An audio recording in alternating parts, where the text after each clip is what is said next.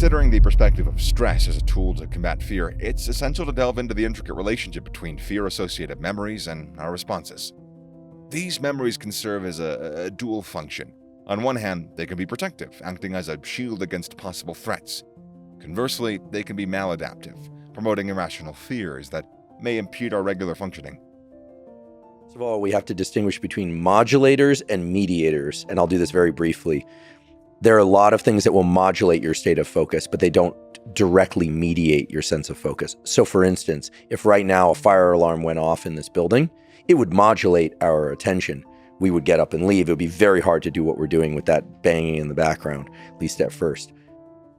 The understanding of how our past experiences shape our present and our future behaviors and relationships is more than critical. These insights might also reveal the possibility of intervening at the right junctures to potentially reshape these fear-induced memories. Not that I'm aware of, but we finally have some good science to put to this, and unfortunately it wasn't from my lab. This is the beautiful work of Susanna Soberg, who's over in Scandinavia, published a paper in Cell Reports Medicine showing that the threshold you're trying to hit each week is at least, you can do more, but at least 11 minutes of uncomfortable but safe cold exposure per week total. So that could be 3 minutes Monday, 3 minutes Wednesday, so on, to 11 minutes, and 57 minutes per week minimum so of precise. sauna. That's what they found. What did they find? Increases brown fat thermogenesis, thereby metabolism, thereby comfort being, in cold, etc. Clearly there's a resilience effect. Clearly there's a dopamine increasing effect, and clearly you can do more. You could do all that in one day, or you could spread it out throughout the week, or you could do more. It kind of depends on what you're shooting for. How cold? People always say, how cold, how hot? Well, for heat, is generally between 187 degrees Fahrenheit and 212 degrees Fahrenheit, somewhere in that range. And for cold, it's cold enough that you really want to get the hell out, but that you can stay in safely, because I don't want anyone to kill themselves with doing this stuff. Therefore, this viewpoint serves to highlight the critical role that our past experiences and associated memories play in how we respond to and interpret our environment, and how we might just leverage this knowledge to cultivate healthier responses to fear and stress. Getting sunlight in your eyes early in the day, even if it's through cloud cover, we can talk about how to do that, I would put right up there in the top batch of mental health, physical health, and performance enhancing behavioral tools.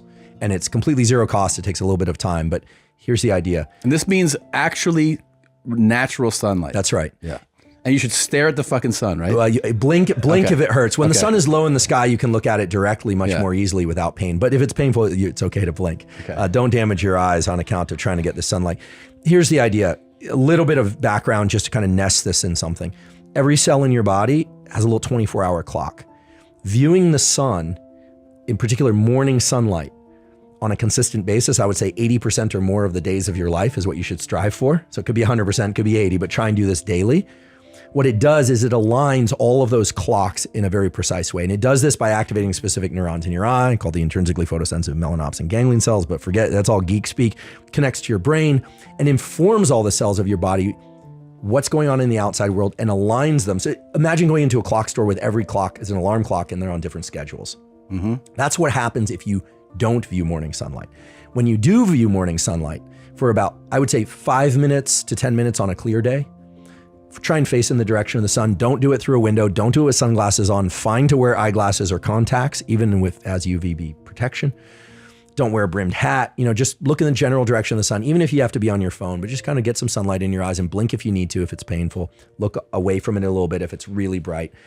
That morning sunlight coordinates all the cellular and organ systems of your body and does a couple of things. First of all, it boosts a number of chemicals that need to be released early in the day, such as cortisol, which is healthy if it's released early in the day, and the so-called catecholamines, which are dopamine, norepinephrine, and serotonin. What is that? Dopamine, norepinephrine, and epinephrine.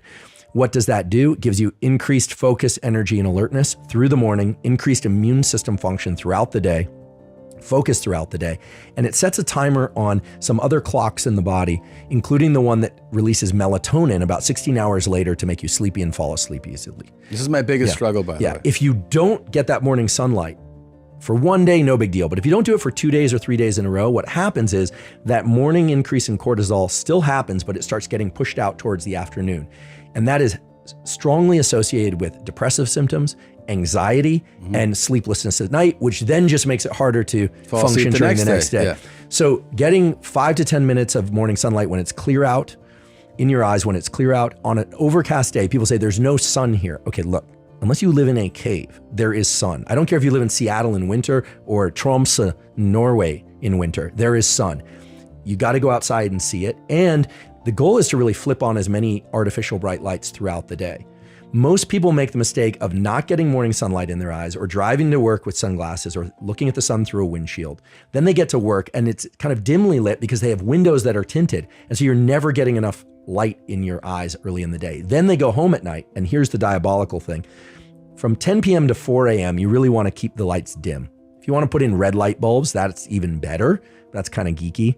You can just, sorry, red light vendors, but you can literally just go buy red party lights. It works just as well in most cases. These aren't the ones to bask in front of naked. I suppose you can do that too. But the point is that you want to avoid getting bright light in your eyes from 10 p.m. to 4 a.m. Why?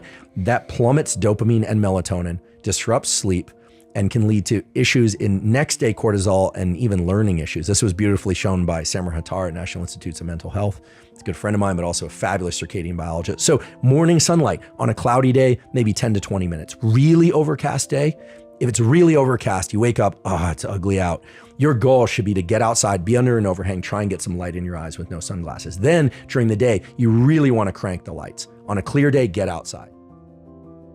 This video focuses on behavioral therapies, narrative retelling, eye movement desensitization, and reprocessing, EMDR, and the role of social connections. That's particularly noteworthy here. All of these elements serve as powerful tools in managing fear and trauma. By focusing on these aspects, the podcast extends a variety of practical strategies and tools to its audience. Behavioral therapies, for instance, can provide an opportunity to change unhealthy behavior patterns.